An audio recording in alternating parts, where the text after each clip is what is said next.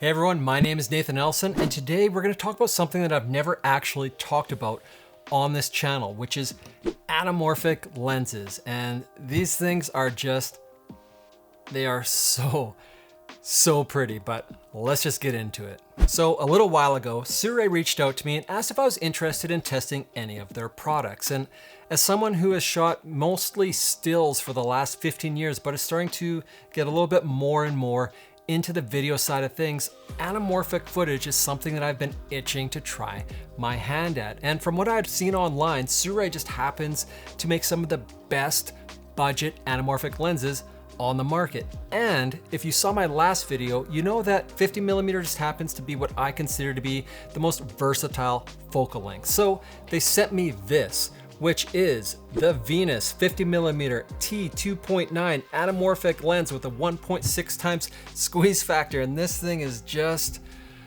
gorgeous. Now I should also mention that this is not a sponsored video. SIRUI is not paying me. They're not seeing this video before you do. And I get a lot of gear sent my way from various companies. I just only talk about the stuff that I like. So even though I did get this lens for free, I'm here talking with you about it because I think it's awesome and not because SIRUI is paying me to do so. I'm also somebody that doesn't often get excited about gear, but this lens just feels so much better than any lens I have ever owned. It has a full metal construction with an 82mm filter thread and an aperture of T2.9 for that beautiful background bokeh. Now this is a manual focus lens with a geared focus ring, so you can use it with a follow focus system, or it just simply gives your fingers a good grip on the focus ring so that you can feel confident when you're adjusting the focus on this lens. Now it also has a hard stop to the focus ring, which is roughly a quarter turn around the lens so that you can easily track moving subjects as needed. Now for those of you wondering what anamorphic is,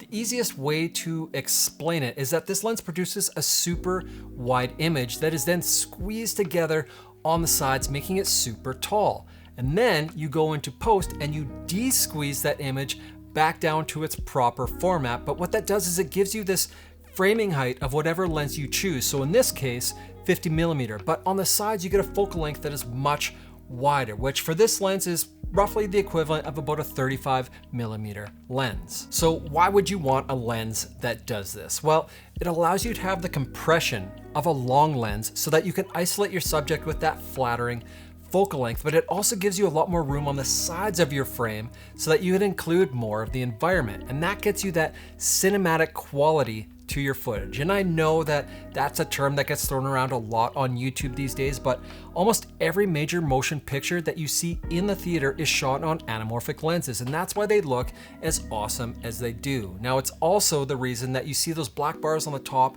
and bottom of the frame, because when you de-squeeze your footage, it no longer fits in that standard 16:9 ratio, as it's much wider, instead fitting into a 2.8:1 aspect ratio. Now, the other big thing with anamorphic lenses is the lens flare, which is this long, skinny flare that moves across the lens whenever it encounters a direct light source. Now, the flare on this lens is blue, which is common for anamorphic lenses, but honestly, that's the only drawback to this lens that I can find. And I wish that the flare was more neutral, because for instances like this where we're shooting in a forest, having a flare that mimicked the color of the sun would have just fit the vibe just so much better than the blue flare that you see here. But a lot of people seem to dig the blue flare, which is why they keep making them that way. But I'm hoping that the option for a more neutral flare will come into this lens lineup sometime in the near future.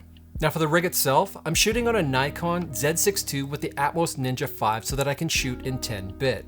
And the monitor allows you to see the footage in a de-squeezed manner, so it's easier for me to find my framing. Now, also factor in that this is a manual focus lens, and having that larger monitor with the focus peaking allowed me to find my focus that much easier.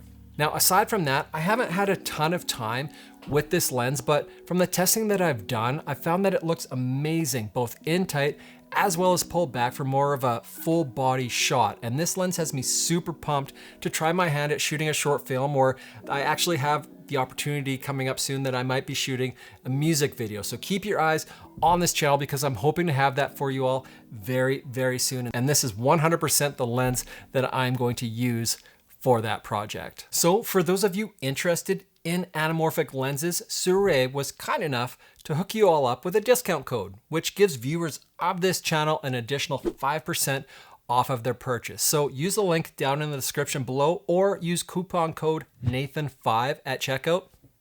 Save yourself some money. So if any of you are using anamorphic lenses in your work, hit me up with some links down in the comments below. I would love to check those videos out. But with that, as always, thank you guys all so much for being here. I appreciate you, and I will see you in the next video. Cheers.